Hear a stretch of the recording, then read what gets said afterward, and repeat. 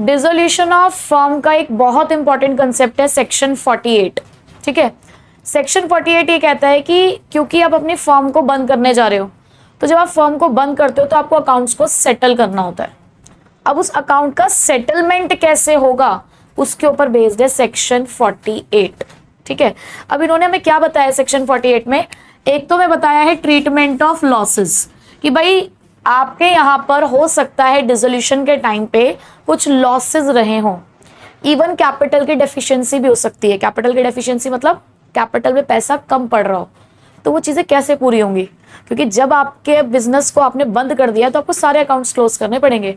तो लॉसेस को आप किस तरीके से ट्रीट करेंगे, तो सबसे पहली बात तो आपके पास जो प्रॉफिट होगा पहले उस नुकसान की भरपाई वहां से करो।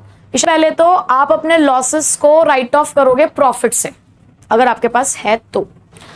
अगर नहीं है तो पार्टनर की कैपिटल से पैसा निकालो, पार्टनर कॉम्पेंसेट करेंगे।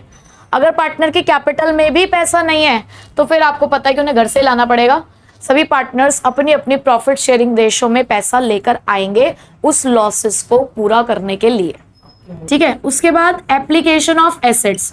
एप्लीकेशन ऑफ एसेट्स मतलब जैसे कि हमने लास्ट क्लास में पढ़ा कि डिसोल्यूशन ऑफ फर्म के टाइम पे हम अपने एसेट्स को बेचते हैं, उनको रियलाइज करते हैं, उनको कैश में कन्वर्ट करते हैं।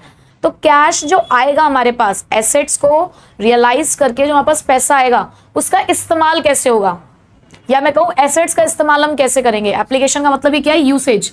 आपके पास जो पैसा आ रहा है एसेट्स को रियलाइज करके आप उसका इस्तेमाल कैसे करोगे। तो सबसे पहले कहा गया कि भाई जो भी आपका पैसा है ना, क्योंकि जब आपका बिजनेस बंद होगा ना, आपके कुछ लेनदार होंगे, हो सकता है आपने कुछ पैसा बाहर वालों से ले रखा हो, कुछ पैसा पार्टनर से ले रखा हो, कुछ पैसा अपने रिश्तेदारों से ले रखा हो।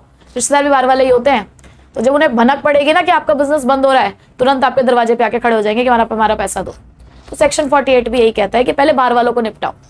तो जब भी आपके पास पैसा आएगा आपको सबसे पहले थर्ड पार्टी डेट्स पूरे करने हैं। सबसे पहले सोचो कि पैसा आ गया, पहले अपनी जेब में डाल ले।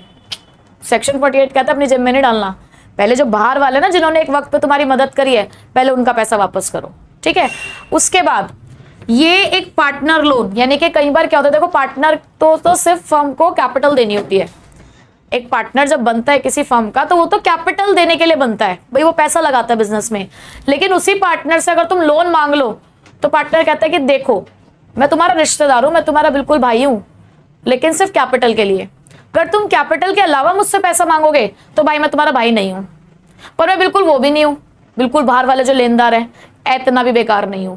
ऐसा करना बस कि बाहर वालों के बाद मुझे कंसिडर कर लेना, लोन के टाइम पे मैं तुम्हारे लिए बाहर वाला हूं, लेकिन किसके बाद, बिल्कुल जो तुम्हारे लेनदार है ना उसके बाद, सेकंड नंबर पे आ जाऊंगा। ठीक है, तो जब आप बाहर वालों का पैसा निपटा दोगे, उन्हें दे दोगे, तो उसके बाद आप पहले पार्टनर के लोन की पेमेंट करोगे, क्योंकि उसने तुम्हें एक एक्स्ट्रा हेल्प दी थी उस टाइम पे, कैपिटल भी दिया और एक्स्ट्रा हेल्प भी दी है। ठीक है, जब पार्टनर के लोन की पेमेंट हो जाए तो पार्टनर्स की कैपिटल की पेमेंट कर देना।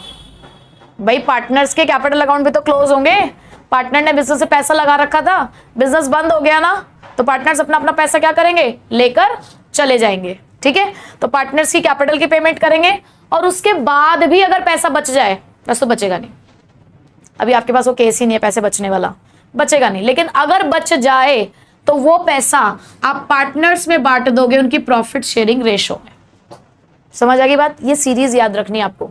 एप्लीकेशन ऑफ एसेट्स कैसे है, सबसे पहले किसको पैसा दोगे, थर्ड पार्टी को। सबसे पहले किसको दोगे, थर्ड पार्टी को, फिर पार्टनर के लोन की पेमेंट करोगे, फिर पार्टनर की कैपिटल की पेमेंट करोगे। बच गया तो आपस में बांट लेंगे। कैसे बांटेंगे, प्रॉफिट शेयरिंग रेशो में। और एक बहुत मजेदार बात है डिसोल्यूशन के अंदर, ये जब तक हम खेलते आए थे ना रेशोज के साथ, भाई आज ओल्ड रेशो है, न्यू रेशो है, सेक्रीफाइसिंग रेशो है, गेनिंग रेशो है, डिसोल्यूशन में ऐसा कोई केस ही नहीं है। एक ही रेशो रखोगी जो दे रखी होगी, वही ओल्ड है, वही न्यू है, वही गेनिंग है, वही सेक्रीफाइसिंग, सब कुछ वही है हमारे लिए। ठीक है, तो यहाँ पे रेशो का खेल खत्म, इवन गुडविल का खेल भी खत्म।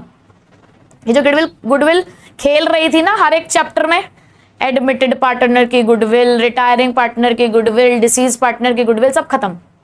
यहाँ गुडविल का भी कोई केस नहीं है। ठीक है, गुडविल को भी हमने जैसे बाकी हम टेंजिबल फिक्स्ड एसेट्स को डील करते हैं ऐसे इसको भी यहाँ रखेंगे। ठीक है, क्लियर। अब हमें बहुत इंपॉर्टेंट कंसेप्ट पढ़ना है इसके बाद, रियलाइजेशन अकाउंट। ठीक है।